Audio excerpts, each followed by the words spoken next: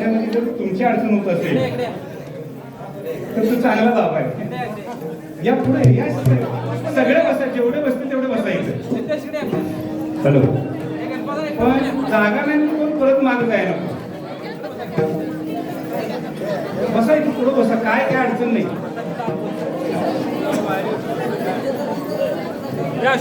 अजूनही कोण बसायचं बसा, अजून ही जागा ही आहे. इकडे पाठवा जागा इकडे.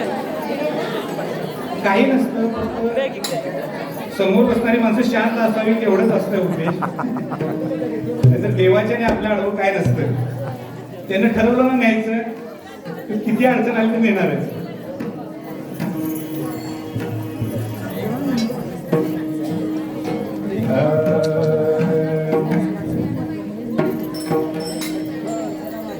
आता तुम्ही कृपावंत,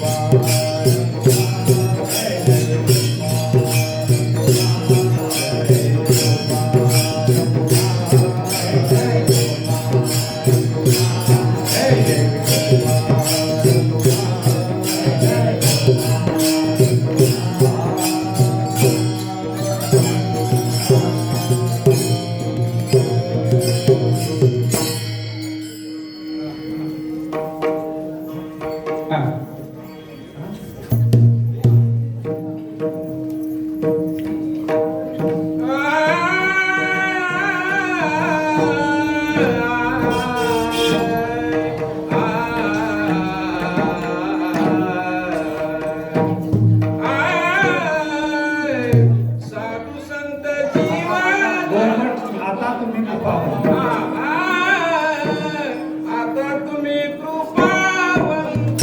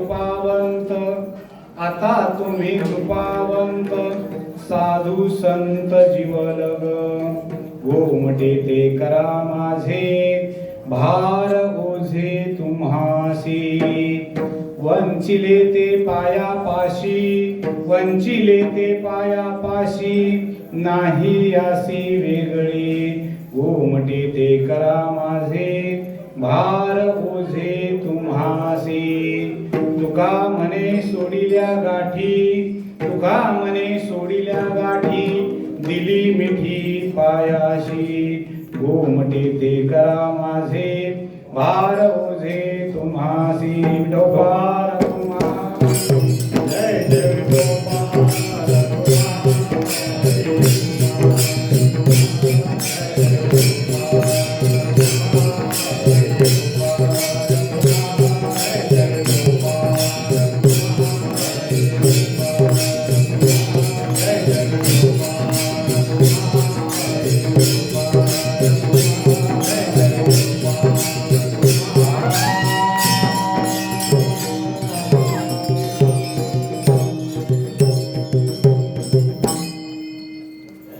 प्रस्तुत कीर्तन रूपी सेवेमध्ये विशेष करून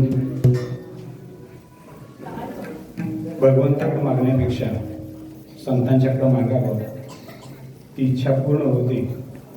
आणि संतांच्याकडे मागताना पारमार्थिक इच्छा घेऊन मागावं का सांसारिक इच्छा घेऊन मागावं हा एक नियम आहे. अनेक लोक जातात, महाराज आमचं बरं होईल का? आता महाराजांचंच बरं नाही, तुमचं कसं बरं व्हायचं? प्रसंग असतात, परंतु संतांच्याकडे जावं आणि पारमार्थिक इच्छा मागावी. काही आतल्या बाजूला चुकतात, आतल्या बाजूला काय झाले, काहींना बाहेर इथं बसायचं आहे, जागा इथं आहे, येऊ दे बसू देत त्यांना, येऊ दे इथनं मधून, का ती तळमळ आली आता ती तळमळ मला दिसते इथनं. ज्यांना बसायचं इथं जागा आहे, इकडं पण जागा आहे. काय होतंय, माणसांच्यासाठी आपण कीर्तन करतोय, भिंतीच्या पलीकडे त्यांना बसल्यामुळं ते इथं येऊन तुमच्याकडे वाट मागून गेले, पण त्यांना तुम्ही तिकडली वाट दाखवली. तर मावशी इथं म्हणत होत्या, बाबा एकटी जातो एकटी जातो, तरी चौदारांचा दंड काय येतो, त्यांना तिकडली वाट दाखवली. आता तिथं जाऊन त्यांचं लक्ष लागायचं, विठ्ठल विठ्ठल.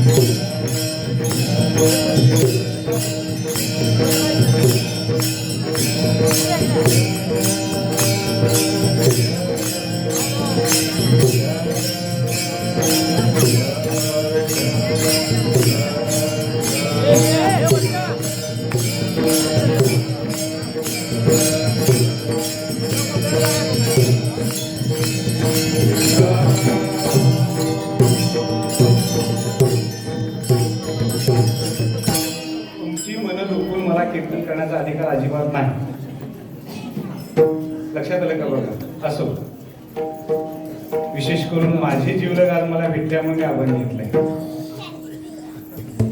लक्षात आले का? बघा, अनेक दिवसानं महाराजच्याबद्दल मी ऐकिवात होतो. केशव सुंदर महाराज आज माझ्या आश्रमात आले. खऱ्या अर्थानं सांप्रदायिक परंपरा आहे, त्या सांप्रदायिक परंपरेतली माणसं भेटल्यानंतर काय आनंद होतोय तो त्या सांप्रदायात गेल्याशिवाय कळत नाही. एवढंच मला बोलायचं. मला कुठल्याही संप्रदायावर टीका अजिबात करायची नाही, मला अधिकारही नाही. लक्षात येतं का? म्हणून सांप्रदायिक नियमानं अध्ययन करणारी माणसं ज्यावेळेला एकमेकाला भेटतात त्यावेळेला एक तृप्ती दुसऱ्या तृप्तीकडं आकर्षित होते आणि ते जिवलगपण आज मला प्राप्त झालं, भेटलं, म्हणून मी आज बोलतोय. विषय आपला चाललेला आहे, आता निवांत आहे ना? हा, काय अडचण नाही. कसं होतंय, टीव्हीच्या आडवा आलेलं बरेच काही काढता येते आणि त्याच्यासाठी बरंच आपण काही काही प्रयोग करतोय, पण कीर्तन प्रवचनला येणाऱ्यांची इच्छा आधीच नसते आणि त्यांना जर आम्ही आमच्या कळपात नाही घेतलं तर काय व्हायचं सांगा बरं. म्हणून सर्वसमावेशक असावं, सगळ्यांना घेऊन जाण्यासारखं असावं. असो, मी 9:15 ते 11:15 सांगितले, त्या वेळेमध्ये आपल्याला टायमिंग दिलेली आहे, त्या टायमिंग मध्ये आपल्याला सेवा बघायची आहे. विशेष करून 4 चरणाचा अभंग याच्यामध्ये मागणी आहे आणि एक दातृत्वाची भूमिका ज्यांच्याजवळ आहे त्या दात्यांच्याकडं मागणं आहे. ही सहजासहजी मागणं नाही आहे. लक्षात आलं का? बघा, सहज अर्थ बघायचा तर आपल्या लक्षात येईल. आता तुम्ही कृपावंत, तुम्ही कोण आहात? कृपावंत आहात. साधू संत जीवलग, गोमटे ते करा माझे भार ओझे तुम्हासी, वंचिले ते पायापाशी दिल नाही अशी वेगळी, तुका म्हणे सोडिल्या गाठी दिली मिठी पायाशी, गोमटे ते करा माझे भार ओझे तुम्हासी. वारकरी संप्रदायामध्ये, साखरी संप्रदायामध्ये सगळ्यात मोठी उच्चतम गोष्टी कोणती असेल? आता मोबाईल आले, लगेच आपण अभंग काढू शकतो, पण तळाशीकर महाराजांची कीर्तन ऐकलेली मंडळी तुम्ही आहात. त्यांच्या एका कीर्तनामध्ये, म्हणजे 5 तासाचं कीर्तन, त्या 5 तासाच्या कीर्तनामध्ये कमीत कमी लोकांच्या कानावर एवढ्या वेळा अभंग जायचा की जाताना ती लोक अभंग पाठ घेऊन जायचे. पाठ झालेला अभंग त्यांच्याकडे असायचा. माणसं अशिक्षित, न शिकलेली. आता आम्ही शिकलेली माणसं आहे, त्याच्यामुळे गेले की महाराजांनी कुठला अभंग घेतलाय ते मोबाईलवर कळतोय. नसलंच तर संयोजकांनी भिंतीवर तयार केलेला फलक आहे त्याच्यावर करतोय, काही टेन्शन नाही. म्हणजे कुठलीही गोष्ट आपण टेन्शन घ्यायची नाही. असो, आज अतिशय आनंदाची गोष्ट तळासकर महाराजांना भेटण्यासाठी आलेले त्यांचे सेनापती आदरणीय कुंभार महाराज आहेत. मी एवढंच सांगतोय की कोंडाजी बाबा जो होते ते शंभूराजांच्या सोबत होते, छत्रपतींच्या पासून तशी ती माझ्याबरोबर आहेत. त्याचबरोबर आमचे निलेश महाराज आहेत, इतर सर्व भजने मिळले. आणि ज्यांना मी मगापासून शोधत होतो ते गायक बघितल्यानंतर खरोखर आनंद झाला. माणसं भेटावी त्या निमित्तानं भेटत असतात. कीर्तन हा नंतरचा भाग आहे, माणसांना भेटणं हा पहिला भाग आहे. असो, त्याच्यातून हितगुज करत असताना मृदंगाचार्य आहेत, गायक आहेत, टाळकरी मंडळी आहेत, तुम्ही सगळेजण आहात. या सर्वांना सोबत घेऊन आपण वेळेमध्ये चिंतन करायचंय. शास्त्रीय परिभाषेमध्ये जर बोलायचं झालं तर त्या या अभंगाचा अन्वय अर्थ करावा लागतो. अन्वय अर्थानं अभंग सोपा वाटतो. गोमटे ते करा माझे भार ओझे तुम्हासी, आता तुम्ही कृपावंत. तुम्ही गोमटे करण्यामध्ये अतिशय उच्च दर्जाचे आहात म्हणून मी तुमच्याकडे आलो. मग शब्द येतो आता. आता तुम्ही कृपावंत. तुकोबारायांचे अनेक अभंग असे घ्या तुम्ही की ज्याच्यामध्ये आता शब्द पहिल्यांदा येतो. काही ठिकाणी म्हणून हा शब्द येतो, पण हा शब्द कधी नाही. कळले का बघा. पण या शब्दानं सुरुवात झालेला अभंग आहे कुणाच्या वाचनामध्ये बघा. म्हणून आहे, म्हणून शरण जावे आहे का नाही बघा. म्हणून म्हणजे काहीतरी पाठीमागे म्हणून. तसं आता शब्द कधी आहे, ज्या वेळेला सेवा केलेली आहे म्हणून. आता कधी शब्द येतो, सामान्य भाषेत सांगतो. अगदी नवीन लग्न झालं, घरातल्यांचं जुळलं का नवऱ्याचं जुळलं का कळत नाही, पण तो सगळ्यात मोठा ताप असतो तो मधल्या पंच बॉडीला असतो. म्हणजे ठरवणारे असतात त्यांना असतो, मध्यस्थी करणाऱ्याला. इकडं फोन जातो, अहो ते आमचं काय जुळणं नाही, जमा झाले, सारखं भांडण चालू आहे वगैरे वगैरे वगैरे सगळं. 2 महिने ती नवरी जाऊन राहते गावी, सगळं होतं. 2 महिन्यानंतर परत नवरीकडून फोन जातो मध्यस्थाला, काय ते बघा तेवढं तुम्ही मध्यस्थी केली लग्नाला. ते म्हणते कुठं मध्यस्थी केली नाही, त्याचा शब्द वापरत नाही. नवऱ्याकडले फोन करतात, तुम्ही तेवढं मिटवा. मग ते काय करतात, हा ठीक आहे तुमच्या घरात नाही, तुमच्याही घरात नाही, कुणाच्या घरात नाही, मुलगीच्याही घरात नाही, मुलग्याच्याही घरात नाही. मग काय करू, तुमच्या गावातलं अमुक एक माझ्या मित्राचं घर आहे, त्याच्या घरात जमूया आणि तिथं आपण विचार करूया. ते बसतात. मग मध्यस्थानं दोन्हीकडली बाजू ऐकून घ्यायची असते. एका बाजूची नवऱ्याची ऐकून बाजू घेतली, दुसरी नवरीची ऐकून बाजू घेतली, सगळ्यांची बाजू ऐकून घेतली. ऐकून सगळं घेतोय आणि तो मध्यस्थी म्हणतोय आता तुमचं झालं. आता झालं का सांगून, आतापर्यंत जे झाले ते कुठे बोलतोय बघा, तिकडे लक्ष त्यांचं जाते, माझं नाही जात. आतापर्यंत झालं ते गंगेला मिळालं. आता इथून पुढं जर तुम्ही व्यवस्थित राहणार असाल तर मी मध्यस्थी करायला तयार आहे, नाहीतर मी तुमच्याबरोबर नाही, तुम्ही काहीही करा. मग मगापासून ऐकून घेतलेलं काय केलं, ते रच्या पुढे ड होतं. संसारातलं काय आहे ते रच्या पुढं ड हे आहे. लक्षात आलं का बघा. म्हणून आता त्या पद्धतीने इथं तो कोबरा म्हणतात, आता तुम्ही कृपावंत साधू संत जीवलग. प्रत्येक शब्दाचे अर्थ भिन्न आहेत. आता हा शब्द वापरताना आता तरी पुढे हाची उपदेश, नका करू नाश आयुष्याचा. पाठीमागं तुम्ही आयुष्य घालवलंय व्यर्थ, भजनामध्ये घालवलं नाही, नामस्मरणामध्ये घालवलं नाही, भक्तीमध्ये घालवलं नाही, उपासनेमध्ये घालवलं नाही, ध्यानामध्ये घालवलं नाही, कशातही घालवलं नाही. हे आता थांबवा म्हणून पुढे उपदेश. आता तरी पुढे हाची उपदेश, नका करू नाश आयुष्याचा. अशा पद्धतीने आता हा शब्द येतो. आता मागणी पण आहे आपण, कारण गोमटे ते करा माझे ही मागणी आहे. भार ओझे तुम्हाशी ही मागणी आहे. म्हणजे एकाच चरणामध्ये मागणी मागितलेली आहे. पण मागणी मागताना सुद्धा दाता जो आहे त्या दात्याकडे अशी मागणी मागितलेली आहे की त्या दात्यानं तथास्तु म्हटल्यानंतर सर्वच कल्याण, अशी मागणी मागितलेली. म्हणून गोमटे ते करा माझी, भार ओझे तुम्हाशी. तुमच्यावर ओझं मी घातलेलं आहे, तुमच्यावर भार सोपवलेला आहे, तुम्ही माझं गोमट करा. वंचिले ते पायापाशी नाही यासी वेगळी. मनामध्ये अंतःकरणामध्ये मी काही शिल्लक ठेवलेली नाही. मी सर्वच्या सर्व तुमच्या जवळ ठेवलेलं आहे. कारण अनेक प्रकारच्या ज्या गाठी होत्या त्या गाठी मी सोडत आलेल्या आहे. त्या सोडिल्या गाठी आणि तुमच्या चरणाजवळ तुमच्या पायाजवळ मिठी मी मारलेली आहे. म्हणून गोमटे ते करा माझे भार ओझे तुम्हासी विठ्ठल विठ्ठल विठ्ठल.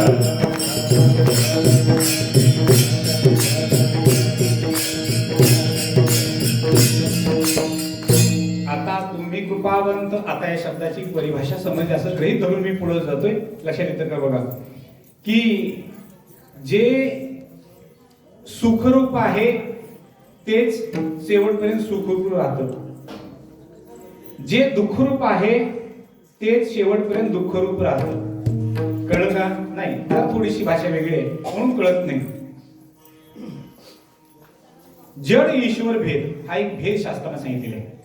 जीव जीवाचा भेद, जीव जडाचा भेद, जड जडाचा भेद आणि जड ईश्वर भेद हा पाचवा भेद अंतःकरणामध्ये राहतो. जड ईश्वर भेद जर घालवून द्यायचा असेल, काढायचा असेल तर त्याच्यासाठी कृपावंत साधू संत भेटावे लागतात. लक्षात येतं का बघा?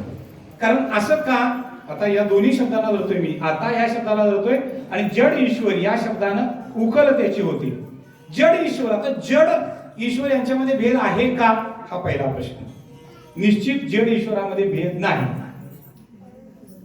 आता जड ईश्वरामध्ये भेद नाही तर मग हा भेद कल्पित आहे का? हो, कल्पित आहे. मग कल्पित भेद आम्हाला अनंत काळापर्यंत दुःख देतो. कोणता भेद? कल्पित भेद हाच अनंत काळापर्यंत दुःख देणारा आहे. वास्तविक स्वरूपाचा भेद देत नाही. लक्षात येतं का? जो झाला नाही संसार तो दुःखाला कारण ठरतो. लक्षात येतो का? नाही कळलं? थोडीशी परिभाषा वेगळी आधीच सांगितलं, आता थोडं सोप्या भाषेत सांगतो. मुंबईला बरेच लोक असतात, आहेत पण इथले, आहेत का नाही, पण तुमचं उदाहरण नाही हा, लक्षात घ्या. मुंबईला बरेच नोकरीसाठी जातात. त्या पद्धतीनं नोकरीसाठी गेलेला हा ग्रस्त 2 वर्षी झाली. 2 वर्षानंतर आला. तिथं अगदी 10 बाय 10ची खोली एक त्यानं चांगली घेतली, खरेदी केली. 10 बाय 10 माप लक्षात ठेवा. आता गावात आल्यानंतर सांगितलं, आता गावातल्यानी सांगितलं की आता लग्नाचं बघायला म्हणजे 10 बाय 10ची खोली मुंबईत घेतली म्हणजे काय विरोध नाही आहे, त्यामुळे आता लग्न करायला हरकत नाही. ठीक आहे म्हणजे लग्न लावून दिलं. लग्न झालं. लग्न झाल्यानंतर हा नवीन जोडपं गेलं मुंबईमध्ये. आता मुंबईमध्ये गेल्यानंतर खऱ्या अर्थानं सुखी संसाराची गाठ हे काव्य आहे, अभंग नाही. ध्यानाने ते काय बघा, एक काव्य वेगळं आणि अभंग वेगळं. आम्हाला अजून कळना झाले बऱ्याच वेळेला काव्य अभंगात आणि अभंग काव्यात. लक्षात येते बघा. मम्मटाने सांगितलं होतं काव्य मेषाचे अर्थकृती व्यवहार विदेशी वित्रक्षते. हे काव्याचे प्रकार वेगवेगळ्या, काव्यानं काय काय लाभ होतो हे सांगितलं. पण आमच्याकडे अभंग नावाची गोष्ट आहे जी अखंड राहते. हे आम्हाला दिले. का नाही दिलं संतांनी आम्हाला? अभंग दिले. आता तिथं गेल्यानंतर चालू झालं. आता म्हणले गेल्यानंतर साहित्य वगैरे लावलं. तिथंच अगदी एका कोपऱ्यामध्ये गॅस आहे, शेगडी आहे, संसार चालू झाला. आता सायंकाळच्या वेळेला झोपण्याची वेळ झाली. दोघ जण पलंगावर झोपले. 10 बाय 10ची खोली, पलंग त्याच्यात कोपऱ्यामध्ये लावलेला. आता ती पत्नी जी होती ती पत्नी पतीला विचारत होती, एवढीच खोली आहे, आता एवढीच खोली आहे म्हटल्यानंतर उद्या जर आपल्याला बाळ झालं तर त्या बाळाला ठेवायचं कुठं? तो म्हणला इथं ठेवायचं. म्हणून तो थोडासा सरकला पलंगापासून. तिनं विचार केला, आता खेड्यातल्या मुली हुशार असतात, आहेतच आणि असणार पण, म्हणजे डाऊट अजिबात नाही. म्हणजे जेवढं टॅलेंट खेड्यात आहे तेवढं शहरात नाही. ती मुलगी परत म्हटली, नवरी परत बोलते की बाबा आता ठीक आहे पण जुळत झालं तर परत थोडी जागा. तो म्हणला इथं. पण ठीक आहे म्हणले, आपण ती दोघं अशी झाली. आता म्हणले जर समजा 2 मुलांच्या नंतर या जुळ्यानंतर पुन्हा मुलगी झाली तर? तो म्हणला आणखी थोडं इकडे. तो पडला खाली पडला, बरोबर खुब्याचं हाड निसटलं. उठता येईना, बसता येईना. आता एकटी बिचारी, ओळख नाही काय नाही, 4 माणसं गोळा करायची वेळ आली, उचलून न्यायची वेळ आली, दवाखान्यात ऍडमिट करायची वेळ आली. आता मला एक उत्तर द्या, झालेली मुलं दुःख देतात का न झालेली? कुठली मुलं दुःख देतात? झालेली मुलं देतात का न झालेली? काय म्हटलं? झालेली.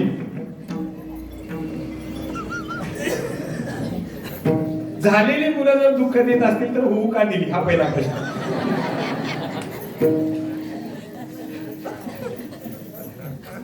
इथं न झालेली मुलं, मला माहिती होतं तुम्ही तेच उत्तर देणार आहे.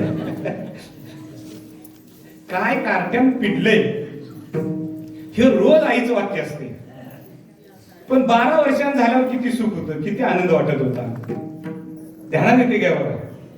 म्हणजे इथं वांझीची या पुत्रा कैशी जन्मपत्रिका आणि जे संसाराला फलकट असं मानलेलं आहे की जे संसार आहे तो संसार अजिबात सुखाला कारण नाही, तो दुःखालाच कारण होत असेल तर त्याच्याबद्दल रडायची काय कारण आहे. मग रडायचं झालं तर कशासाठी रडलं पाहिजे. जड ईश्वराचा भेद मला अजून कळला नाही म्हणून रडलं पाहिजे.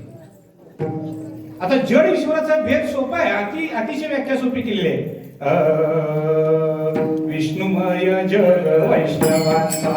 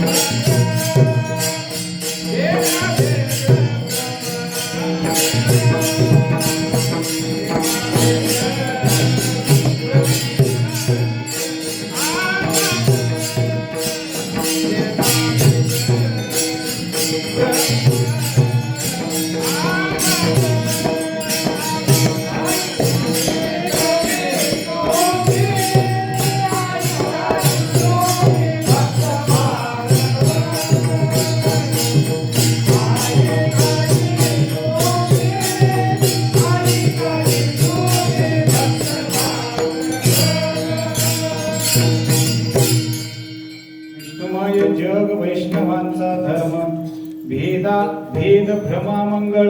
हा जड ईश्वरातला भेद पाहणं हे अमंगळाचं आहे पहिली गोष्ट. आणि काय विष्णुमय जग. आता इथं फक्त उत्पत्ती सांगतोय आणि पुढे जातोय मी. विष्णुमय हा शब्द आहे ना, मय हा शब्द तो अत्यंत महत्वाचा आहे. मय म्हणजे काय, व्यापक, व्यापकत्व या अर्थाने येतो मय शब्द.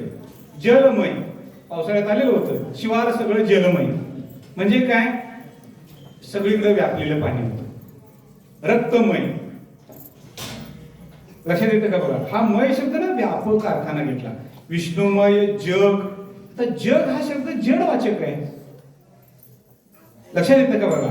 जडवाचकाला जग असा शब्द वापरतात शास्त्रामध्ये.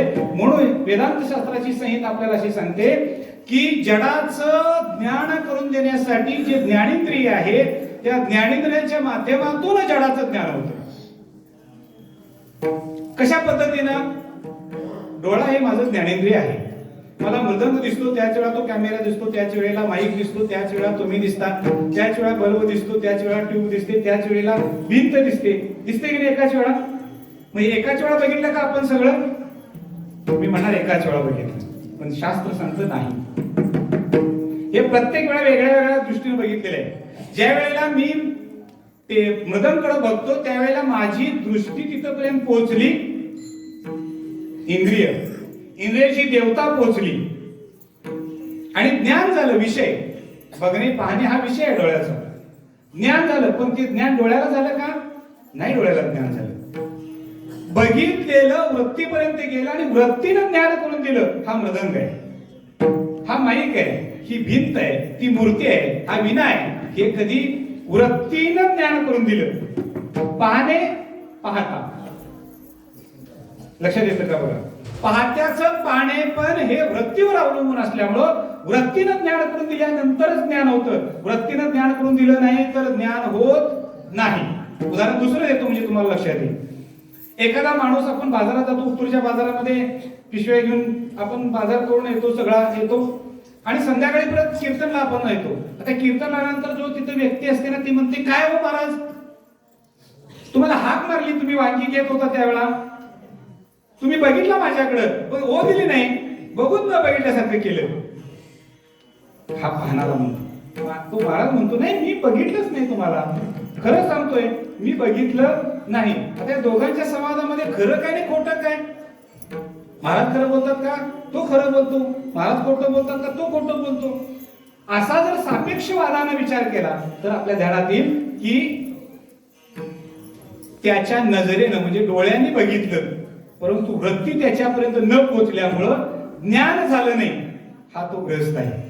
कळला विषय? आता पुढे जातोय. त्या पद्धतीनं जो संसार कधी पूर्णत्वाला जाणार नाही त्याच्या ज्ञानासाठी आम्ही धडपडालोय. मी सांगा, मालक म्हणून स्वतःला घेता येत. मी पण मालक म्हणून घेतोय की नाही? सगळेच आपण मालक म्हणून घेतोय. आता मालक म्हणून आपण स्वतःला घेतल्यानंतर घरात गेल्यानंतर ताटावर गेल्या बसायला परवानगी असावी का नको? काय मग तुमचं काय मत सांगा? म्हणजे मालकाचा नैवेद्य आधी काढून ठेवून घरातल्यानी जेवावं. मी नैवेद्य म्हणतोय ना, भोजन म्हणत नाही. असं असावं का नाही? तर कसं तुमच्याकडे कसं आहे? आता तुमच्याकडे कसं आहे तसं आमच्याकडे आहे. समजा सकाळी यायला वेळच झाला, सर्वसाधारणपणे 12 पर्यंत यायची टायमिंग आपली असते. 12 पर्यंत कशी तरी वाट बघतात. आता म्हणतात कलकल पोटात, काम ओढून कलकललंय, त्याच्यापेक्षा कवा यायच का एवढ्यात आपण आधी खाऊन रिकामं झालेत. आता आल्यानंतर आल्या आपण सांगावं जीवन आलो म्हणून. काय सांगायचं? असा आनंद व्हायला पाहिजे की नाही? घरात आनंद व्हायला पाहिजे की नाही? होतोय. सकाळी जाताना सांगायचं नव्हतं काय जीवन येणार आहे म्हणून. हे पहिलं वाक्य. आणि दुसरं वाक्य संध्याकाळी तेच तुमच्या वाटणीच आहे. मालकान काय घड्याळ स्वतः मालक म्हणून घेता. म्हणून संसार कसाही तपासा तुम्ही, उलटा सुलटा कसाही तपासा, त्याच्यामध्ये आलं म्हणाला गेली शेणाला मुठली बुद्धी बसली म्हणाला. याच्या पलीकडे तुमच्या हातात काही येणार नाही. म्हणून तुम्ही कृपावंत, तुम्ही एकटेच कृपावंत आहात. इथं आल्यानंतर जड ईश्वराचा भेद अंतःकरणामध्ये जो आहे तो काढून टाकण्यासाठी तुम्ही आहात. मग मी काय केलं त्याच्यासाठी? गेले 6 दिवस पारायण केले, गेले 6 दिवस मी काकडा केलाय, गेले 6 दिवस मी हरिपाठ म्हटलेलं आहे, गेले 6 दिवस मी भजन केलेलं आहे, गेले 6 दिवस मी प्रवचन ऐकलेलं आहे, गेले 6 दिवस मी कीर्तन केलेलं आहे, कीर्तन ऐकलेलं आहे. मग आता मी तुमच्याजवळ मागतोय. म्हणजे आधी करतो आहे, केलेलं आहे आणि मग मागण्याचा अधिकार आहे. मी सामान्य उदाहरण काय देत असतो ते देतो, लक्षात आलं का बघा. उत्तूरचा बाजार कधी? शनिवारी. म्हणजे शुक्रवारपर्यंत कामाला गेलं तर शनिवारी हजेरी. काय रविवार पासून येतो हजेरी मागायला जायचं? पद्धत कशी पाहिजे? रविवार पासून तुमच्या कामाला येतो आणि माझा रोजगार द्या असं म्हटलं तर तू मालक देईल काय? आणि जर असं देणारा जर मालक असेल तर तो मालक वर येत नाही. मग कोण अधिकारी? संध्याकाळी, शुक्रवारी संध्याकाळी मालकाच्या घरात जाऊन, मी रविवार ते शुक्रवार तुमच्या शेतात काम केलेलं आहे, आता माझी एवढी हजेरी झालेली आहे, मला द्या. का? मी गेले 7 दिवस तुमच्यात काम केलेले. मागण्याचा अधिकार कोणाला? आधी काम केले त्याला. तसं सेवा ज्यानं केलेली आहे त्याला पारमार्थिक अधिकार प्राप्त होतो मागण्याचा. जसं संसारात तसंच परमार्थामध्ये. म्हणून आपल्याला सांगितलेलं आहे की त्यांच्याकडे त्या अधिकारानं मी मागतो आहे कृपावंत. का? कुणाकडे मागितलेलं आहे? कृपावंत हा शब्द आहे. जे कृपावंत आहेत तेच देतील. दुसऱ्याला जेवायला कोण वाढू शकतोय? ज्याचं पोट भरलेलं आहे तो वाढू शकतोय. हा 4 दिवस उपाशी असलेला नुसतंच ताट पुढ्यात आले आणि दुसरा पुढ्यात उभा राहिला तर देईल का? नाही देणार. ज्याचं पोट भरलेलं आहे. तसं सुखे शिव ब्रह्मानंद, असा ज्याने ब्रह्मानंद प्राप्त केलेला आहे ते कृपावंत आहे. ते द्यायला दोन्ही हातानं पुढे उभा आहे. आणि मग कृपाळू सज्जन तुम्ही संत जन, कृपाळू सज्जन तुम्ही संत जन, कृपाळू सज्जन तुम्ही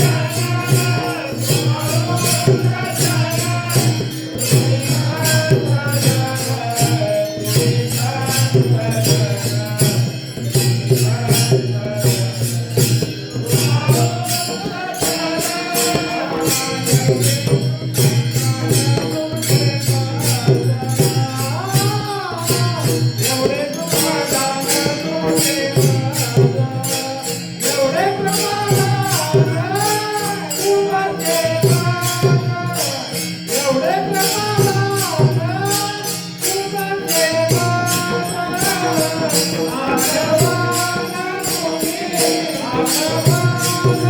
जन, कृपाळू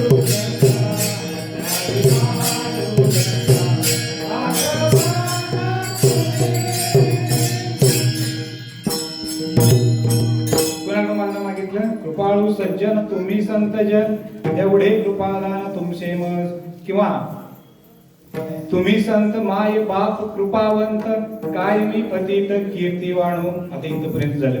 आता एका शब्दाचा आणि अर्थ सांगतो आणि पुढे जातोय. आता तुम्ही कृपावंत. आपण नेहमी आपल्याला माहिती आहे पसायदान. सुरुवात काय? आता विश्वात्मके देवे येणे वागे यज्ञ तोषावे, तोषोणी मज द्यावे. तोषोणी मज द्यावे. तोषोणी म्हणजे आनंद झालेला आहे आणि मग मला द्यावं. पोट भरलेलं आहे मग मला द्यावं. मुद्दा कळला का? बघा, ज्याचं पोट भरलेलं आहे तो आपल्याला देऊ शकतो. तोषोणी मज द्यावे पसायदाने. कारण मी वाघ यज्ञ आधी केला, म्हणजे आधी वाघ यज्ञ करावा लागतो आणि मग मागावं लागतं. तसं नाम यज्ञ आधी करावा आणि मग शेवटच्या दिवशी मागावं. मी टीका अजिबात करत नाही, पण परखड आहे तेच मी बोलतोय. लक्षात घ्या. बघा, काही लोक संतांचा अभंग कीर्तनामध्ये सप्ताहामध्ये कधी घेतात. दुसऱ्या दिवशी चालतोय, तिसऱ्या दिवशी बी चालतोय, चौथ्या दिवशी बी चालतोय, कधीही चालतोय, मागणी पण कधीही चालतोय. नाही, तसं काही सांप्रदायिक नियम आहे. त्या नियमाला आपण बांधील आहे. त्या नियमाला बांधील लावून आपण पुढे जायचं असतं. लक्षात घ्या. बघा, असो पुढे चिंतन म्हणतोय आपल्याला की मी केलेला आहे आणि मग मी आपल्याकडे मागतो आहे. कारण देसी तेव्हा देसी हे भगवंताचं सुद्धा ब्रीद जर असेल तर संतांनी का द्यावं आपल्याला? फुकट द्यावं का? नाही. मात्र अल्पतरी देण्याची मती आपली असावी. कमीत कमी थोडं देण्याची तरी बुद्धी असावी. आणि त्याच्यासाठी एक उदाहरण आपल्याला सांगतो. संस्कृत साहित्यामध्ये एक उदाहरण आहे. महाकवी कालिदास वाड्यातून बाहेर पडले वाटेने चाललेली होती. रखरखत ऊन, वैशाख महिना. वैशाखाचं रखरखत वरून ऊन होतं, खाली माती तापलेली होती, जमीन तापलेली होती, कॉन्क्रीटचे रस्ते नव्हते, माती दगड गोटे त्याच्यातून तो चाललेला होता. वाहना ज्या पायामध्ये आहेत त्या कशा तरी सांभाळत सांभाळत सांभाळत चाललेले होते. आणि फरलांपर अंतरावर गेले आणि लक्षात आलं की आपल्या बाजूला कोणीतरी एक जण ग्रस्त आहे, तो पण चाललेला आहे. जवळजवळ 80 वर्षाचा म्हातारा वाकलेला आहे, पायात काहीच नाही, घामानं भिजलेला आहे, त्याचे पाय भाजतायत. यांना वाटलं काल असताना की आपण काय करावं, चपला आपल्या द्याव्यात किंवा आपण तेवढं तरी रक्षण करू शकतो, परोपकार करू शकतो. म्हणून त्यांनी वाहना काढल्या आणि त्यांच्याकडे दिल्या. तुम्ही घाला म्हणले बाबा आणि तुम्ही चालत या. आणि कालिदास मात्र काय केलं, त्या दगडावरून त्या दगडावर त्या दगडावर अशी थोड्या थोड्या थोड्या उड्या मारत उड्या मारत उड्या मारत पुढे चालले. आता हे जात असताना कालिदासाला हत्तीवर बसलेले एका माहुतानं बघितलं. त्या माहुतानं लांबून बघितल्यानंतर लक्षात आलं, अरे हे आपले राजकवी आहेत आणि असे का चाललेत. म्हणून त्याने हत्ती परतला आणि कालिदासांच्या समोर उभा. कालिदासांना म्हणले काय करायचं चाललाय. म्हणले मी राजवाड्यात चाललोय, राजांना लवकर बोलवले म्हणून चाललोय. म्हणजे चला मी तिकडेच चाललोय. हत्तीला खाली बसवलं माहुतानं, अंबारीत घेतले. आता सोन्याची अंबारी, गादी, त्याच्यात कोण, कालिदास. कालिदासानं दृष्टांत संपलाय माझा, सिद्धांत महत्वाचा आहे. कालिदासानं फक्त आपल्या चपला दुसऱ्याला घालायला दिल्या, हत्तीतून वाड्यापर्यंत पोहोचलो. आम्ही देवाकडे यायचा आमचा पत्ताच नाही आणि लिस्ट अशी असते, थांबतच नाही देवाकडे मागायला. माही दिवशी, माहीच्या जागरा दिवशी, पाडव्याच्या जागरा दिवशी, दसऱ्याच्या जागरा दिवशी, फक्त सप्त्याच्या जागरा दिवशी कोण मागत नसेल एवढंच. लक्षात आलं का बघा. पण सप्त्याच्या जागरा दिवशी जे मागतील त्यांचीच मागणी पूर्ण होणार, मी आज सांगते. माहीच्या जागरा दिवशीची मागणी आपली पूर्ण होत नाही. ती विचारतात, हा घालू काय, चला विचारतात ना, आणि मग घाला म्हणले की घालतात, तोपर्यंत नाही. म्हणजे ते तुम्हाला पापात घालूनच पुढे जातात, तोपर्यंत नाही. इथं कुठलेही पाप नाही. म्हणून शुद्ध भावनेतून मागितलेलं मागणं हे पूर्णत्वाला जातं. म्हणून कृपावंत तुम्ही आहात, तुम्ही मला हे का साधू संत जीवलग. तुम्ही कोण आहात, साधू आहात, संत आहात आणि जीवलग आहात. आता 3 शब्दांचा अर्थ जर घ्यायचा झाला तर एकच आहे, पण वेगवेगळे अर्थ का घेतले, ते वेगवेगळ्या पदाच्या ठिकाणी योग्य आहेत म्हणून घेतले. साधू हा शब्द सामर्थ्यवाचक आहे. साधूंच्या जवळ काय असतं, सामर्थ्य असतं. संतांच्या जवळ सत्ता असते, ध्यानात घेऊ का बघा. आणि जीवलग हे सगळे सोयरे आपलं अंतःकरण शुद्धीनं आपल्याला पूर्णत्वापर्यंत नेऊन पोहोचवतात. म्हणून सकल दुःख निवृत्ती आणि परमानंदाच्या प्राप्तीसाठी अत्यंतिक जिव्हाळ्यानं तळमळ्यानं ज्यावेळेला आम्ही संतांच्याकडे जातो, त्यावेळेला कृपावंत संतांच्या जवळ गेल्यानंतर त्यांच्याकडून मागणं शिकावं. म्हणजे तुकोबरायांनी मागणं सुद्धा मागताना असं मागितलं, हे चिदान देगा देवा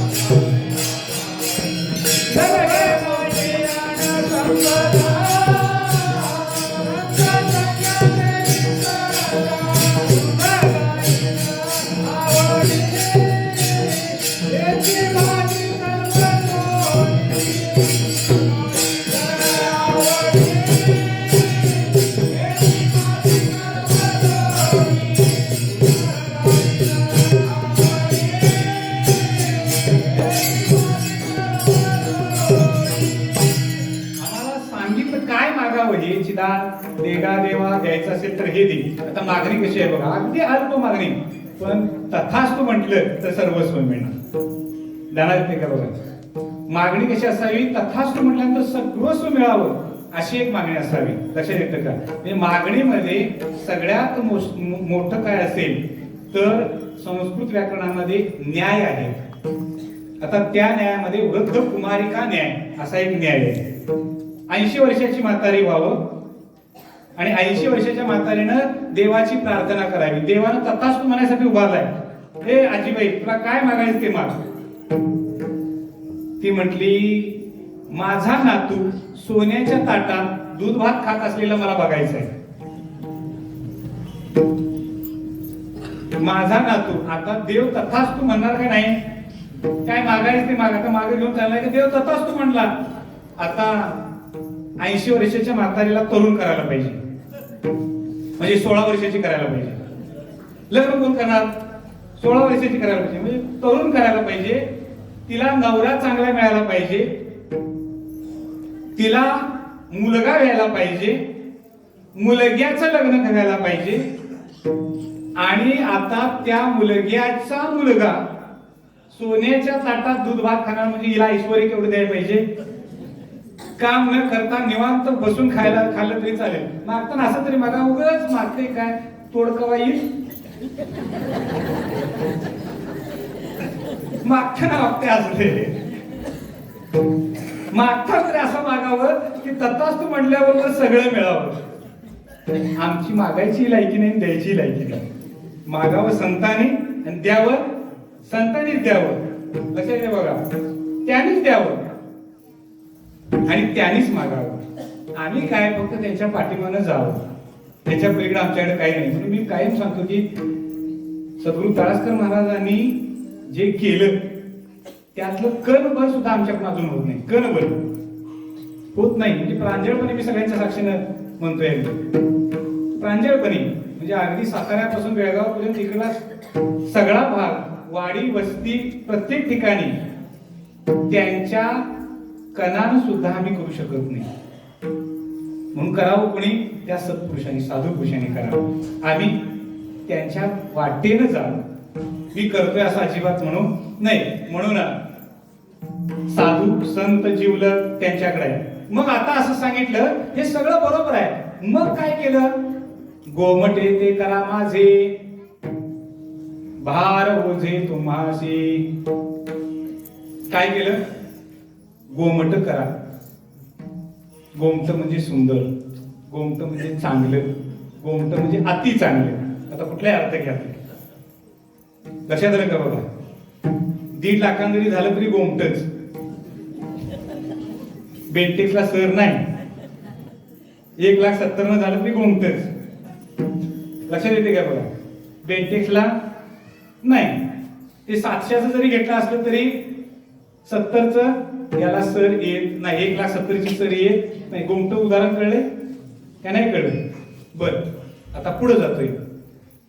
रोटी चांगली लागते का भाकरी चांगली लागते, काय चांगली लागते. रोटी चांगली लागते का भाकरी. तुम्ही जायत नाही सर जेवाय बाहेर, म्हणून तुम्हाला माहिती. रोटी हा इंग्रजी शब्द आहे मला वाटते भाकरीला, बरोबर आहे ना. हा रोटी म्हणजे भाकरी असं आमच्या मुलांना आम्ही शिकवतोय, रोटी म्हणजे भाकरी. पण बाहेर जेवाय गेल्यावर रोटी चांगली लागते का भाकरी. धाब्यावर आता सांगा, धाब्यावर काय चांगलं लागतंय. काय भाकरी घरातल्या खाऊन कंटाळा नको, हीट आलाय. कंटाळा आहे ना वेगळे, कंटाळा विश्रांती घेतल्यावर जातोय, हीट जाईल नाही. आज संक्रांत आली आहे बरोबर एकादशी दिवशी, आणि तुमची खीर उद्या सकाळी संक्रांती दिवशी. आल्याला हीट करतोय का, नवरात्रात हीट येतोय. हा आता कळले. म्हणजे काय झालं, मग आता रोटीचा, आता रोटी म्हणजे गव्हावरचं काढलेलं टलपर सत्व घालवून टाकलेलं असते आणि शुद्ध पांढरं करून तुमच्या समोर आणून ठेवते. जीवाला चांगलं लागते की नाही.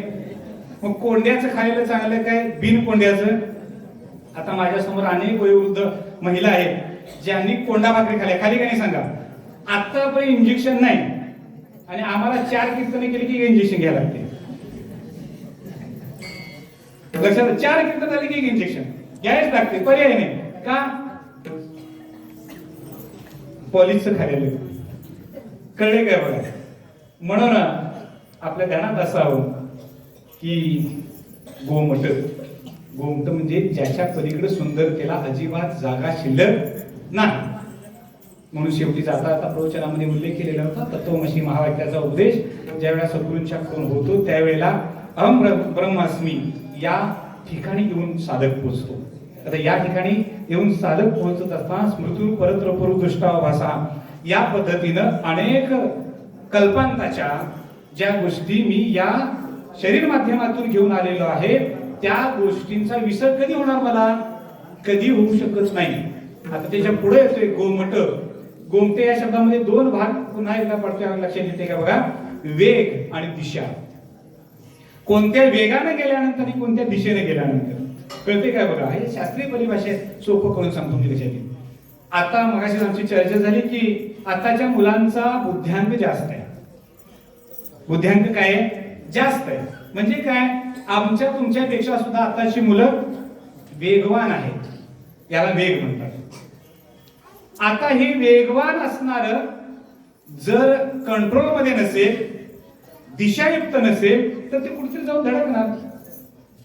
इथून बाहेर पडायचं पहिलं वळण झालं आणि धरणावरचं म्हणजे या नदीच्या पुलावरनं जाताना वळणच घ्यायचं विसरलं, एवढा वेग होता. आता कुठे जाऊन पडणार? पुढे जाऊन पडणार. वेग हा हानिकारक असतो, पण वेगाला जर दिशा मिळाली तर तो वेग सुद्धा सुंदर असतो. लक्षात येते का बघा. म्हणून जगामध्ये कॉम्प्युटरचं ज्ञान असावं आणि त्या ज्ञानाबरोबर दिशा अध्यात्माची असावी. उच्चतम इंग्रजी माध्यमाचं शिक्षण असलं तरी अडचण नाही, पण दिशा मात्र अध्यात्माची असावी. घरामध्ये आध्यात्मिक संस्कार असावे. कशासाठी? वेगवान जाताना दिशा भरकटणार नाही. कारण दिशाहीन झालेलं वाहन हे परत येईल याची शाश्वती नाही. प्रत्येकाला आज चिंता एकच आहे, मुलग्या बाबतीत असू दे, मुलांच्या बाबतीत किंवा मुलींच्या बाबतीत प्रत्येक आई वडिलांना एकच चिंता आहे. काय? 10वी नंतर पोरगे गेले, घराकडे येते का व्यवस्थित कुणास ठाऊक. लक्षात येते का? मुलग्याची आणि मुलगी सगळ्यांच्या बाबतीमध्ये. मुलगी सुद्धा कॉलेजला गेली, परत येते का नाही कुणास ठाऊक. मुलगा सुद्धा कॉलेजला गेलाय, परत येतोय का नाही. कारण पोरग्याकडे असते गाडी आणि पोरगीकडे असते पास. पण आई वडिलांना एवढी खात्री असली पाहिजे की माझी पोरगी कुठेही गेली तरी जगाच्या पाठीमागं परत माझ्या उमऱ्याच्या आत येणार. त्याच्यासाठी लागतात दिशा म्हणजे आध्यात्मिक संस्कार. लक्षात येते का बघा. उच्चतम कोटीचं ज्ञान मिळवावं, आध्यात्मिक संस्कार घ्यावेत आणि मग बाहेर पडावं. त्याच्या ठिकाणी हातामध्ये काम, मुखामध्ये नाम हा जीवनाचा राजमार्ग आहे. लक्षात येतं का. आणि म्हणून या कृपावंत असणाऱ्या संतांच्या जवळ गोमट करा असं म्हटलं. गोमटे ते करा माझे भार ओझे तुम्हासी चिंतन. थोडंसं पुढे घेऊया, थोडंसं भजन घेऊया. विठोबार कुमारी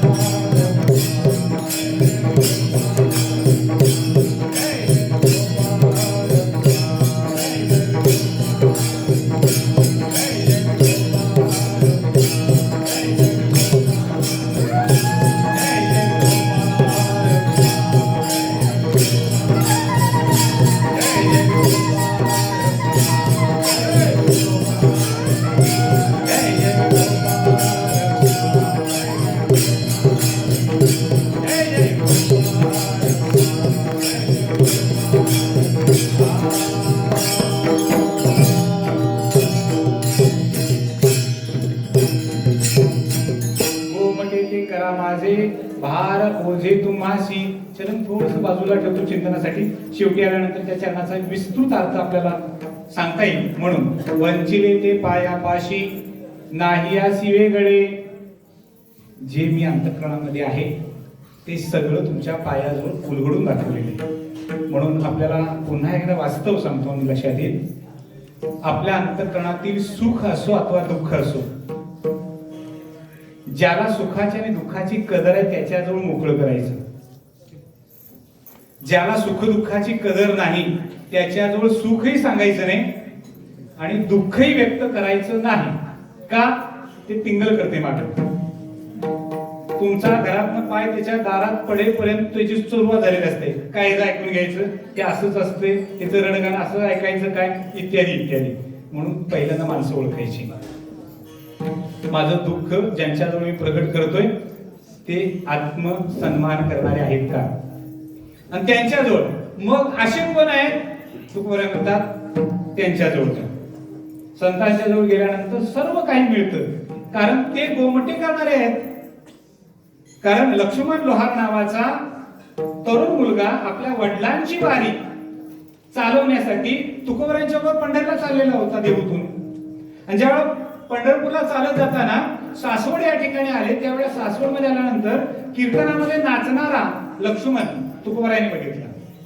कीर्तन झाल्यानंतर बोलवलं जवळ आणि सगळी विचारपूस. ते म्हणजे मी देऊ गावचाच, माझ्या वडिलांची वारी होती, मी आजपर्यंत आलो नव्हतो तुमच्यासोबत, पण वडिलांची वारी होती आणि ती वारी चालवायची म्हणून मी तुमच्यासोबत तुमच्या दिंडीत आलो.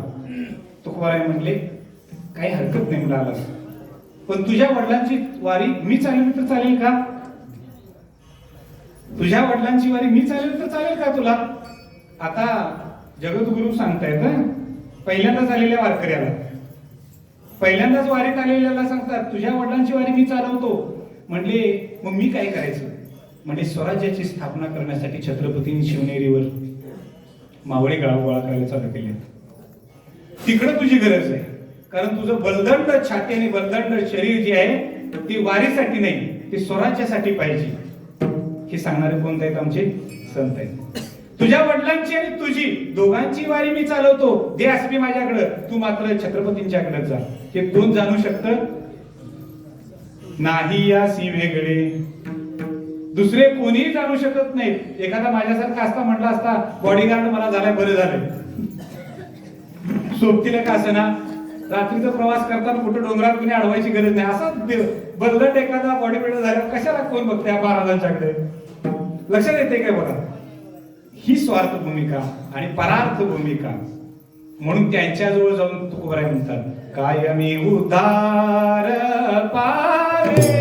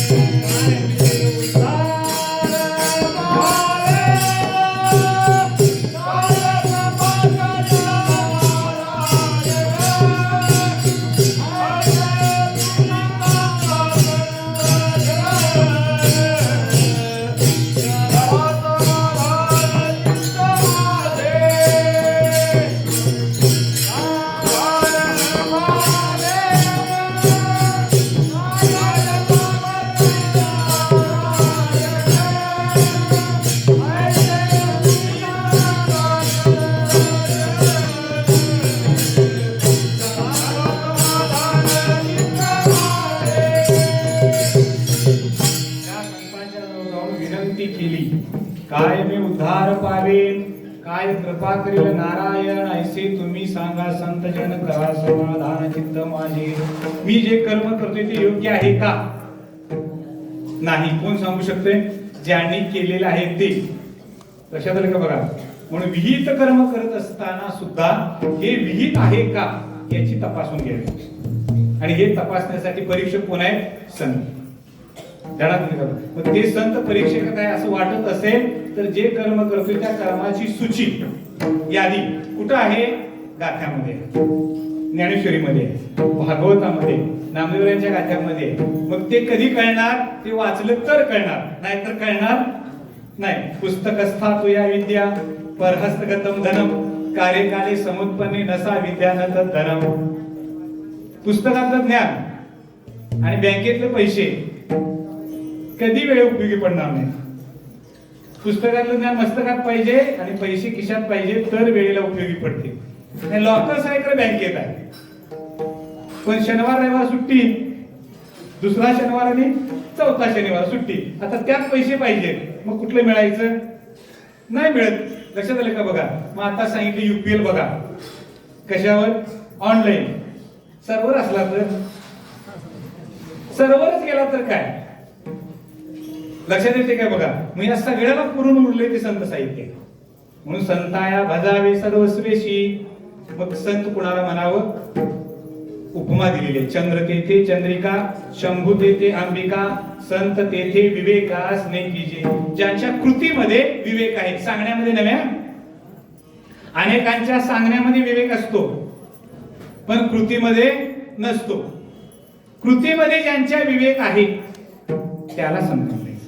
इतरांना संत ही उपाधी नाही. अनेक स्वयंभू संत आहेत, त्यांच्याबद्दल मला अजिबात बोलायचं नाही. पण संतांची परीक्षा संत होऊन करावी. ताकद असेल तर, नसेल तर त्यांची पायी व्हायला हरकत नाही. त्यांच्या पाठीमागून जावं, त्यांच्या बरोबर जावं, नाही तर अजिबात नाही. मी आपल्याला सांगतो, माझ्या आश्रमामध्ये गोपालन असायचं. म्हणजे वडील आमचे तळासकर महाराज होते तोपर्यंत त्यांच्या सोबत तर बैलगा एक गाय सोबत असायचे आणि कुत्र सायकलवरून कायम असायचं. म्हणजे अगदी तुमच्या इथं सुद्धा बेलेगाव महाराजांना वगैरे किंवा इतरांना विचारा तुम्ही, जी जुनी माणसं आहेत ती, सायकलच्या पुढं कुत्र, मध्ये महाराजांची सायकल आणि पाठीमागं गाय. गायीला कधी दावं नाही, येसन नाही. आज सुद्धा त्या आरे भागामध्ये गेलो तर तिथं लोक सांगतात की त्या डोंगर होतं, त्या डोंग्यात गाय बसायची सायकल बरोबर आणि डोंग्यातून पलीकडे जायची महाराजांच्या बरोबर. आणि योगायोगानं असं झालं की सुरुकली नावाचं गाव आहे आमच्या, कुरुकली नावाचं गाव आहे आमच्या कागद तालुक्यामध्ये. त्या ठिकाणी गोपालकांचा सत्कार माझ्या हस्ते ठेवला महाराज म्हणून. गोपालकांचा. आता त्या आधी मला काय माहिती नव्हतं, बोलवलं म्हणून मी गेलो आणि म्हटले की आमच्या गावात साधी गाय बाळगणारे 7 शेतकरी आहेत, त्यांचा सत्कार तुमच्या हस्ते ठेवलाय. मी म्हटलं मला व्याख्यानला प्रवचनला बोलवलंय आणि हे काय चाललंय? ते म्हणले करायलाच पाहिजे आणि तुमच्या हस्ते, त्यांची इच्छा आहे तुमच्या हस्ते आपल्याला शाल मिळावी. मी प्रामाणिक प्रांजळपणे सांगितलं मी या सत्कार करण्याचा लायकीचा नाही. तर लोकांनी जरा विचित्र वाटलं, महाराजांचं काही वेगळंच चाललंय म्हणले. असं कसं कोणतरी घ्या महाराज घाला हार म्हणजे की हालतं घालतं रिकाम होत्यात, हेच काय? मी म्हटलं नाही घालणार नाही, कोणी तर दुसऱ्यानं घाला किंवा त्यांनीच एकमेकांचा सत्कार करावा, मी नाही घालणार म्हटलं. त्या दिवशी आलो घरी, आश्रमामध्ये आलो, भाऊ माझ्यासोबत आहेत. त्यांना विचारलं, हितगुज केलं दोघांनी आणि म्हटलं की गायींचा पाळणाऱ्यांचा सत्कार माझ्या हस्ते ठेवला, कदाचित भविष्यात असं होऊ शकते आणि तो सत्कार टळू नये याच्यासाठी आपण आश्रमामध्ये गाय पाळली पाहिजे. त्या दिवशीच महाराज, त्याच दिवशी कुर्णीला गेलो, कुर्णीतून गाय आणली, आश्रमात बांधली आणि मग मी कुरुकलीत निरोप दिला, आता आधी गाय आहे. ध्यानात येते काय बघा, मी सांगतोय असं अजिबात नाही, महाराजांना सुद्धा तपासून घ्यावा. मी मुद्दाम सांगतोय, अनेक महाराजांच्या आईंना बघण्याची तत्परता नाही, कीर्तन करतात हे आणि भाऊ सांभाळतो आईला आणि आईच्या प्रेमापोटी कीर्तन आणि मग कीर्तनात सांगायचं मायेचा सागर, आई मायेचा सागर आणि हिंची आई भावाकडे सांभाळायला, हिने आईचा दवाखाने बघायचं नाही आणि ही कीर्तनात सांगायचं. मी परकड बोलणारे आधी सांगितले, पुराव्यानिशी बोलतोय. अशा महाराजांची यादी पाहिजे असली माझ्याकडे आहे, कीर्तन झाल्याबरोबर या लगेच देतो. फक्त इथं चालू असल्यामुळे लाईव्ह चालू आहे म्हणून मी बोलत नाही. कदाचित ते ऐकत असले तर काय घ्या, उद्या दिसलेच नाही तर, एखादा शब्द लागला आणि काहीतरी करून घेतलं तर, तसं पण करून घेणार नाही, सोडून घ्या, महाराज एवढे सोपं नाही. पण झालंच तर तसं काय होईल? बाबाला काट्या मारतात आणि दुसऱ्याच्या बाबाच्या पुण्यतिथीला, आहे की नाही मला सांगा? यांच्या वडिलांचं कधी श्राद्ध यांनी आयुष्यात केलेलं नाही आणि दुसऱ्याच्या वडिलांच्या श्राद्धाला यांचं कीर्तन. मी महाराजांना कुठल्याही नावं ठेवत नाही, ते संयोजकांची चूक आहे, त्यांनी तपासलं नाही. मी सांगतोय मला आश्रमात येऊन तपासा, जसं मी बोलतोय तसं आहे काय तपासा, मग पुढच्या वर्षी मला तारीख द्या, तोपर्यंत देऊच नका अजिबात. लक्षात येते काय बघा? कारण आमची परंपरा ही अत्यंत कठीण आहे. परंपरेत टिकत नाही कोण, ज्ञान परंपरेमध्ये कोणी टिकत नाही, कारण त्याच्या ठिकाणी अंगी असावं लागतं वैराग्य, सांगण्यासाठी नाही जगण्यासाठी असावं लागतं वैराग्य. आणि हे वैराग्य सद्गुरूंच्याकडून आम्हाला मिळालेलं आहे. त्या पद्धतीनं तळास्त माझं एकच वाक्य असायचं कायमपणे, बोला कमी पण करा जास्त. मनभर करायचं नाही, मनभर आपल्या आचरणात आलं पाहिजे आणि कणभरच सांगायचं त्यातलं, त्याच्यापेक्षा जादा सांगायचं नाही. ही उठते, हे संतांचं महत्व आहे. म्हणून पायापाशी तुमच्या दिली मिठी, आता तुका म्हणे सोडिल्या गाठी, दिली मिठी पायाशी, सगळ्या गाठी सोडल्या मी. आता कोणकोणत्या गाठी? शास्त्रामध्ये वेगवेगळ्या प्रकारनं गाठी अंतःकरणामध्ये आहेत, त्याचं विश्लेषण शास्त्रामध्ये केलेलं आहे. शास्त्र सांगणं ही आता वेळ नाही आहे, कारण शास्त्र सांगणे आता झोपेच कारण निद्रेच कारण ठरू शकतं. म्हणून मी फक्त उल्लेख करून जातो की बीज भाजवणी केलेली आहे, आम्हा जन्म मरण नाही. इथे ब्रह्मरंध्र भवती, ब्रह्मरंध्राच्या ठिकाणी असणारं ज्ञान हे आपल्या अंतःकरणामध्ये यावं असं वाटत असेल तर त्याच्यासाठी प्रवचनामध्ये जसं सांगितलं तसं ध्यान योग सुद्धा आपल्याला असावा, नामयोग असावा आणि ज्ञान योग असावा. हे 3 योग आता चालू राहतात, चालतात, करावे सगळ्यांनी. त्याच्यात स्त्री पाहिजे पुरुष पाहिजे अजिबात नाही, सगळे ज्ञान योग, ध्यान योग आणि नामयोग. इथं तर नामयोग तर सर्वांच्यासाठी खुला केलेला आहे मौलींनी अत्यंत. कारण माऊलींच्या वडिलांच्या विठ्ठलपंतांच्या वेळेला हे नव्हतं, माऊलींच्या बाबतीमध्ये ते घडलं, त्यांनी दाखवलं. नाम जप यज्ञ तो परम, बाधू न शके स्नानादी कर्म, नामे पावन धर्माधर्म, नाम परब्रह्म वेदार्थी. या सगळ्या गाठी सोडल्या, आम्हाला झुणक्यातली गाठ सुटना. आहे का नाही सांगा? पिठलंच म्हणताय ना? हा, पिठल्यात गाठी असतात का नाही? पिठल्यातली गाठ जर तोंडात आली तर काय तुमचा चेहरा होतो एवढं सांगा. तुमच्या चेहऱ्याचा हावभाव. पिठल्यात गाठ असावी का नसावी? होते का नाही? मग आता होते त्याला करणारीचा काय चूक आहे का? नाही. मग ते आमच्याकडे नवीन पद्धत आली, रेसिपी, युट्यूब रेसिपी. न गाठीचा झुणका कसा करावा बघायला चालू झालं. बेसन पीठ वाटीभर, अर्धी वाटी तेल, जिरं मोहरी 1 टीस्पून, कढीपत्त्याची 4 पाने, चमकदार कढई. आता चमकदार आणायची कुठली, घासून काळी झाली आणि चमकदार कढई गॅसवर ठेवावी, गॅस चालू करावा, केला चालू. आता हे सगळं गोळा केलं. मग पहिल्यांदा तेल ओतलं तेल, मग त्याच्यात बेसन भाजून घ्या, घेतलं भाजून, मग ते बाजूला करून घ्या, घेतलं करून, पुन्हा तेल टाका, पुन्हा तेल टाकलं, मग 1 टीस्पून जिरं मोहरी टाकलं, मग कढीपत्ता टाकला, मग पुन्हा ते काय करा, बेसन त्यात घातलं, मग जरासं हलवा. मग मगाशी काय केलं? आता तिने ते युट्यूबवर डाउनलोड केलं असतं त्यामुळे विचारता येत नाही, माझ्यासाठी विचारतोय काय काही करत नाही. मगाशी भाजले तरी पण म्हणतात जरा परतून द्या. मग धारेनं पाणी होता, म्हणजे धारेनं पाणी म्हणजे कळतं ना, भास किशानं होता. हा, असं वरनं पाणी होता. मग हलवा बिन गाठीचा. असं करताय की नाही तुम्ही? नाही करत काय? पिठलंच करत नाही. ज्याच्या घरातनं स्वयंपाकघरातनं पिठला हद्दपार झाले त्यानं पुढे जास्त वर्ष जगायचं नाही, जगायचंच नाही त्यानं जास्त वर्ष. लक्षात आलं का? पिठलं पाहिजे, बरोबर आहे की नाही? हा, मग बिन गाठीचा करताय का गाठीचा? आता पंचायत आहे मला माझी वेळ संपत आली म्हणून विचारावं फास्ट जरा सांगा. गाठीचा का बिनगाठीचा? अशी लई गाठीची असतात, आतल्या गाठीची असतात, बाहेरच्या गाठीची असतात, कळत नाहीत ती असत्यात आपल्याच बरोबर. खरं करेक्ट कार्यक्रम करतात आपला. महाराज तुम्ही सांगताय त्यात का अजिबात तोटा नाही, खरंच आहे बघा तुमचं. हितनं म्हणून गेले की पुढच्या बोला उद्धव महाराजांचं काय नसते हो, दुसऱ्यांनी नाव ठेवतात सारखं. कुठली गाठ म्हणायची? कुठली गाठ?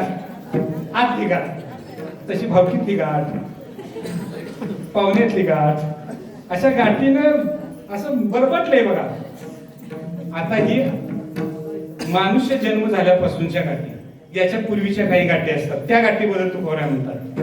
तुका म्हणे सोडिल्या गाठी अंतःकरणामध्ये, अंतःकरण वृत्तीमध्ये मी कुठलंही काहीही ठेवलेलं नाही. आता सगळं मोकळं करून टाकलं आणि दिली मिठी पायाशी.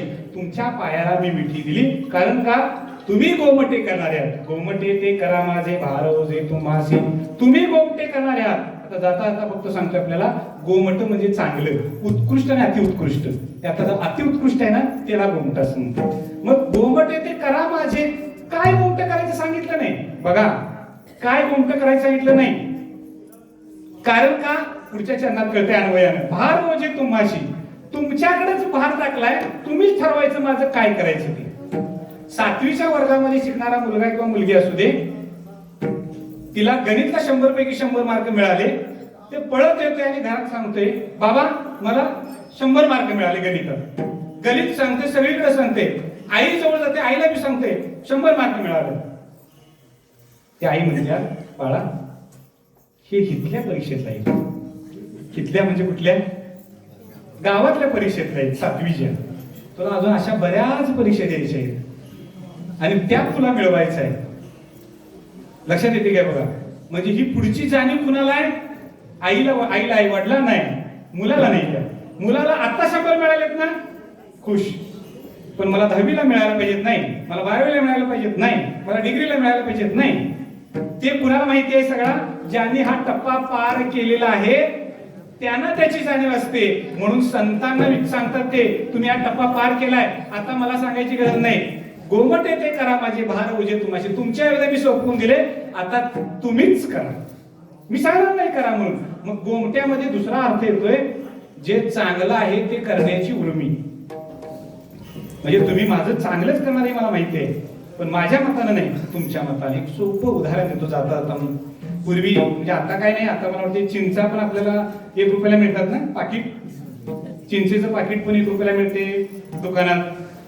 परत मँगो काय आपण त्याला म्हणतो, पुरीच माहिती आहे आमच्या, सांगत नाहीत आता एवढंच. सांगा पुरी, बोला तुम्ही काय मिळते. छोटस आंब्याचं कैरी मिळते ना पाकिट 1 रुपयाला. ते आमच्या पुरी काय करतात, दातानं तेवढं डुबूक पाडायचं त्याला, सरांनी बघायच्या आधी चालू असते सारखं. चिंच मिळत्या, विटाकट्टा मिळतोय, हे सगळं ना मिळते ते खातात. आता त्याच्यातून माझे पैसे जात नाहीत मी म्हणणार पण नाही.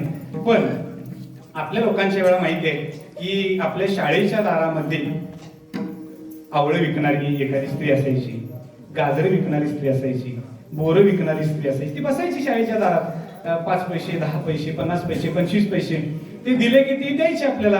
अशी एक स्त्री ती बोरं विकायला गावात प्रवेश केला.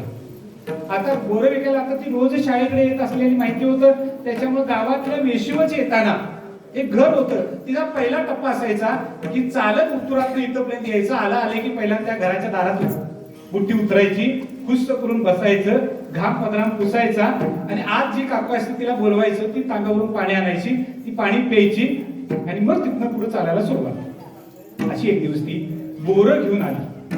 आता ती बोरं घेऊन आली, कट्ट्यावर बसली आणि त्या आजच्या मावशीला म्हणाली कसं काय चाललंय तुझं वगैरे वगैरे. तिनं गुळ आणलं, पाणी आणलं, दिलं. आणि एवढ्यात 8-9 वर्षाचं एक पोरगं, 8-9 वर्षाचं, चड्डी घातलेलं, हाफ चड्डी, शर्ट घातलेलं खिशाचं.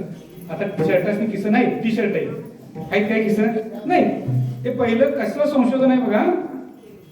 ते खिशाचं शर्ट, खिशाची चड्डी घालून ते पोरगं आपलं हात बाहेर टायर फिरवत होतं, टायर. आता ते टायर फिरवता फिरवता फिरवता आलं आणि ते आजीजवळ आपल्या थांबलं. ती आजी म्हणाली काय करायचं, हा माझा नातूच आहे, अजून काही शाळा जात नाही, 9 वर्ष झाली तरी आपण कुठं जातो तो 9 वर्षापर्यंत, खेळायचं ध्यान आहे नुसतं. ती म्हणाली ये बाळा बोरं घे, ही पाण्याचा तांब्या हातात आहे, गुळाचा खडा हातात आहे, दृश्य लक्षात येते का बघा. ती काय म्हणते, बुट्टीची बाळा बोरं घे, खा, तुझंच आहे, तू दुसऱ्याचा कोणाचा नाहीस, मी 20 वर्ष झाले येतोय, तू आमचाच आहेस, माझाच आहेस, त्यामुळे खा, माझा नातू काय आणि तू काय वेगळं नाही, खा. ते पोरगं नुसतं गप्पच उभारलं, हातात काठी प्यायला, ते गप्पच बघत उभारलं, त्यानं काही घेतलं नाही हो अजिबात. अरे घे, तांब्या बाजूला ठेवला, गुळ खाऊन झाला, अरे घे, नाहीच घेतलं. आता हिची जायची वेळ झाली, बुट्टी उचलताना त्याने काय केलं, त्या बाळाला जवळ बोलवलं, घे राजा तुला मी सांगतोय, नाहीच घेतलं. मग तिनं काय केलं की ती बोरं आपल्या हातानं त्याच्याकडं घातली खिशामध्ये आणि उठून गेली. ते आत आलं. आता आजीला नातवाचं लय कौतुक हो, असते की नाही सांगा, लय कौतुक. आजी काय पायच टेकन आजीचा, चंप्यावच पळायची नुसती, काय नातवाला संस्कार दिल्या, आतनं बाहेर, बाहेरनं आत, आतनं बाहेर, बाहेरनं आत. एकदा कवा हिची आई येते, कारण आई सांगून द्यायची लक्ष द्या, आताची मम्मी सांगते तसं विश्वास नसतोय सोडून द्या, परत सांगतात आतनं बाहेर. कधी एकदा ती येते आणि मी तिला सांगतोय, मी संस्कार पुरावा काय केलं, तुझ्याकडे असं तर असं झालं, असू दे बाबा, काय मुद्दा वादाच आहे तो, पण सांगायसाठी ती आली नेमकी संध्याकाळी आणि ही आजी तिला सांगायला गेली. म्हटली काय नातवावर संस्कार केला, तू शेताकडे दिवसभर जातीस, नातू सांभाळायचं एवढं सोपी गोष्ट नाही. भादरलीनं असं सांभाळलंय, पोराला हात घालून घेऊन पण पोराला हात घातला नाही. आई हुशार होती, आईच ती. आई पोराला जवळ बोलली, आईला विचारलं, आईने विचारलं पोराला, का रे बाळा का घेतलं नाहीस. एकदा झालं, दोनदा झालं, तिसऱ्या वेळा म्हणाल, आई सांग की बाळा, तेच तर तुझी आजी पाय टेकना झाली, तिची तास तेच काय पाहिजे का नको, मुलगा आता सांगितलंस तर बरं होईल, सांग म्हटली. सांगू काय म्हटलंय, आई माझा हात केवढं मोठं, हात माझं बारक, समजा जर मी हात दोन्ही हातात घेतला असतं तरी ह्या हातात 2 बोरं आणि ह्या हातात 2 बोरं, त्यात हातात काठी होती, टायर खांद्याला अडकलेली होती, त्याच्यामुळे 4 बोरं आली असती. मी हात न घातल्यामुळं त्या आजी चटीचं 2 किस्सं भरलं, शर्टाचं किस्सं भरलं आणि एका हातात आणि एक तिला खा म्हणून 7-8 बोरं आली. कशामुळं, मी हात न घातल्यामुळं. हात घातला असता तर 2च. तसं तुम्हाला माहित आहे गोमटे ती करा माझी, मी काय मागून घेऊ. मी जर हात घातला तर 2 भागला असतं. तुमच्याकडे देण्याचं भरपूर आहे म्हणून संतांना ते म्हणतात गोमटे ते करा माझी. तुम्ही देताना किस्सं भरून देणार ही खात्री आहे, म्हणून किस्सं भरून घ्या. भार पूजे तुम्हासी ज्ञानेश्वर माऊली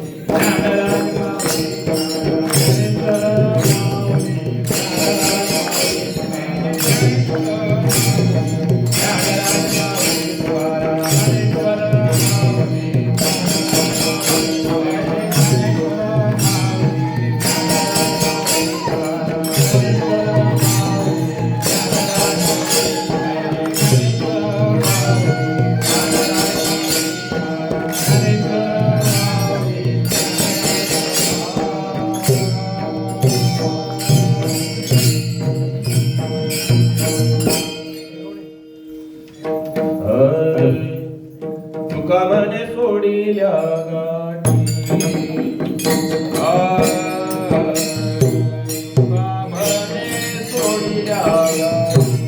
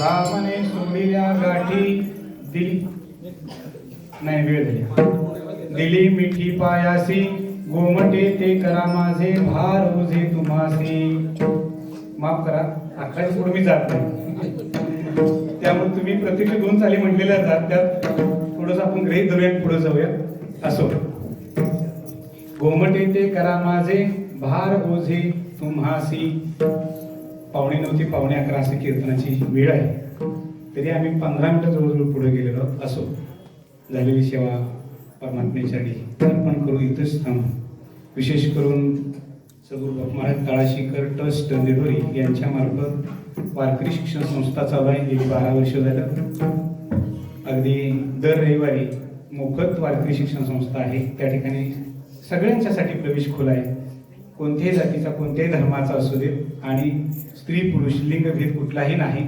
सगळ्यांच्यासाठी ते दुखलं आहे फक्त तिथं नम्रता नावाची गोष्ट आपल्याकडे पाहिजे एवढंच मूल्य आमच्या आश्रमाचं आहे दुसरं काही मूल्य आमच्या आश्रमात घेतलं जात नाही दुसरी गोष्ट आहे ती म्हणजे याच वर्षीपासून जूनपासून नवीन मोक्ष गुरुकुल म्हणून चालू केलेलं आहे त्या गुरुकुलमध्ये 5वीचे विद्यार्थी यावर्षी प्रविष्ट झालेले आहेत 5वी ते